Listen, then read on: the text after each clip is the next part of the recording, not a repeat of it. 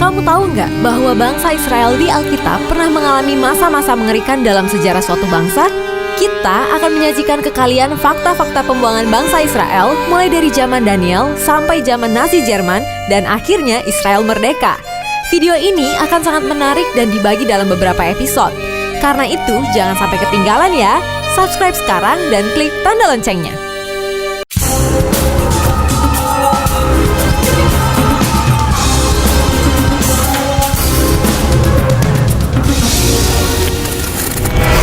Kalian ingat zaman Raja Daud berkuasa? Raja Daud mampu menyatukan kerajaan Yehuda dan Israel di bawah tampuk pemerintahannya, dan kejayaan itu berlangsung sampai dengan Raja Salomo. Namun sayang, karena kebejatan para penerusnya di hadapan Tuhan, kedua kerajaan itu tidak terus bersatu. Di tahun 750 sebelum Masehi, kerajaan Raja Israel Salomo berakhir. Kerajaan terpecah menjadi Israel di bagian utara dan Yehuda di bagian selatan. 722 sebelum Masehi, Israel utara dihancurkan Asyur. Pada saat itu, Babel masih Asyur. Kita mulai dari sini ya, Jesiers.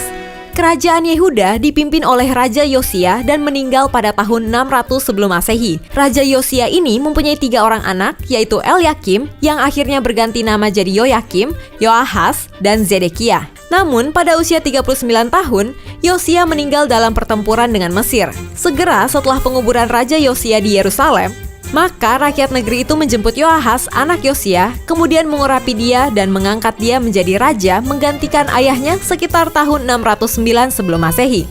Kenapa bukan Yoyakim yang lebih tua atau anak sulung Yosia yang menjadi raja, namun malah Yoahas? Di Yerusalem pada saat itu tampaknya terdapat 2 partai yang saling berlawanan, yaitu pro-Mesir dan pro-Asyur. Sehingga terdapat perbedaan calon raja dari 2 kubu itu, yaitu Yoahas pro-Asyur dan Yoyakim pro-Mesir. Sayangnya, Yoahas sangat berlawanan dengan ayahnya. Ditulis bahwa ia melakukan apa yang jahat di mata Tuhan, tepat seperti yang dilakukan oleh nenek moyangnya. Ia meniadakan sistem pemerintahan teokratis yang telah dibangun oleh Yosia, dan apa yang telah dibangun oleh ayahnya itu dihancurkan oleh Yoahas dalam beberapa bulan saja. Karena Yoahas pro-Asyur, 3 bulan setelah masa pemerintahan Yoahas, Firaun Neko memecat dan menawan Yoahas. Firaun Neko mengurung dia di Riblah, di tanah Hamat, supaya jangan ia memerintah di Yerusalem. Lalu Firaun Neko mengangkat kakaknya, Elyakim atau Yoyakim, menjadi Raja Yehuda yang membebani bangsa Yehuda untuk membayar upeti. Yoahas ditawan oleh Neko dan dibawa ke Mesir, kemudian mati di sana. Di tahun keempat pemerintahan Yoyakim, di sekitar 609 sampai 598 sebelum Masehi, Yerusalem diserang oleh Nebukadnezar II. Tahun 605 sebelum Masehi, disinilah dimulainya pembuangan pertama, yaitu orang-orang pintar dan terpandang termasuk Daniel dan teman-temannya.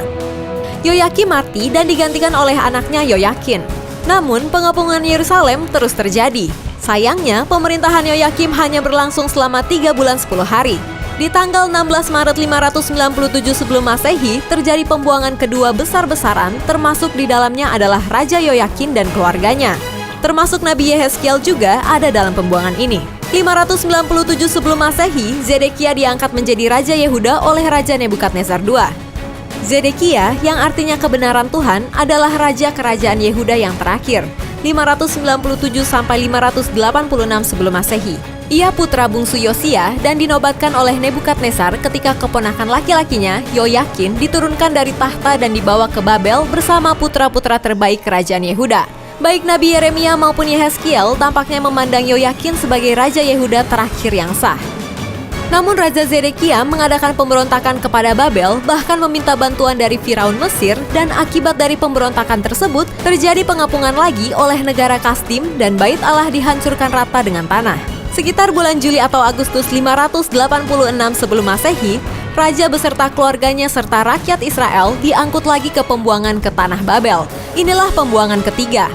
Jarak antara Israel dan Babel sekitar 800 km. Beberapa puluh tahun berlalu, bangsa Israel ada dalam pembuangan di tanah Babel. Sementara itu, nun jauh di sana, kerajaan Persia mempunyai raja baru yang kuat dan luar biasa berkarisma sebelum Masehi bernama Kores atau disebut juga Cyrus. Kores atau Kurus, nama Persianya, dalam bahasa Inggris Cyrus, dilahirkan sekitar tahun 576 sebelum Masehi di provinsi Persis, kini dikenal sebagai Fars, di barat daya Iran. Daerah ini saat itu merupakan provinsi kerajaan Media. Kores berasal dari keturunan penguasa lokal yang merupakan bawahan Raja Media. Menurut suatu legenda, Kores sendiri sebetulnya adalah cucu dari Raja Media yang dibuang karena ramalan buruk kelahirannya akan menghancurkan Media.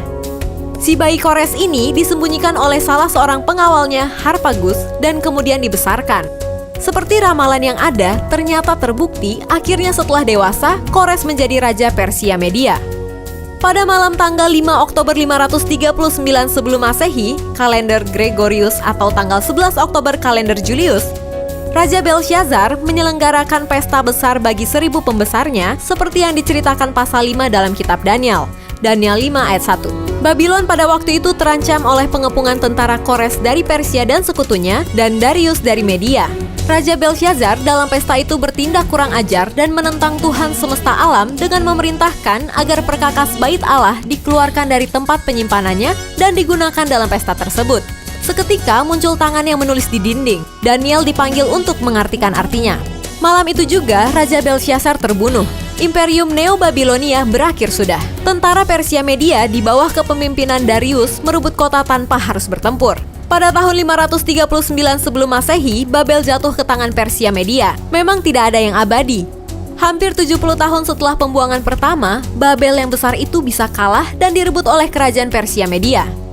Tahun 537 sebelum Masehi mulai terjadi pemulangan bangsa Israel. Kores yang agung atau Sirus II meninggal tahun 530 sebelum Masehi dan digantikan oleh anaknya Kambises II. Namun usianya tidak panjang. Raja Kambises II meninggal di tahun 522 sebelum Masehi tanpa punya anak dan digantikan oleh saudaranya Raja Bardia. Sejarah mencatat, akhirnya Bardia meninggal tanpa diketahui sebabnya, meskipun ada sumber sejarah yang mengatakan bahwa Bardia dibunuh oleh 6 orang termasuk Darius. Selanjutnya, Kekaisaran Persia dan Media bersatu di bawah Darius I atau Darius yang Agung.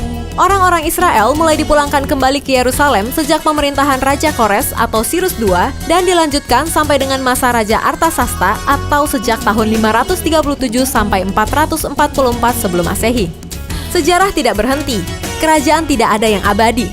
Kerajaan Persia Media runtuh di tahun 330 sebelum Masehi dan dilanjutkan dengan Kekaisaran Alexander the Great yang ternyata sudah ada dalam nubuatan di Alkitab.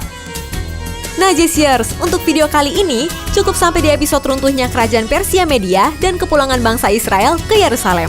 Terus ikuti fakta Alkitab untuk tahu kisah Alexander the Great, Persia jatuh, Mesir jatuh, dan Israel merdeka tanpa raja.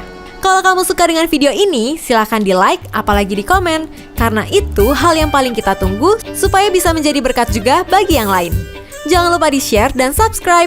Aktifkan tombol lonceng kamu untuk notifikasi video terbaru kami.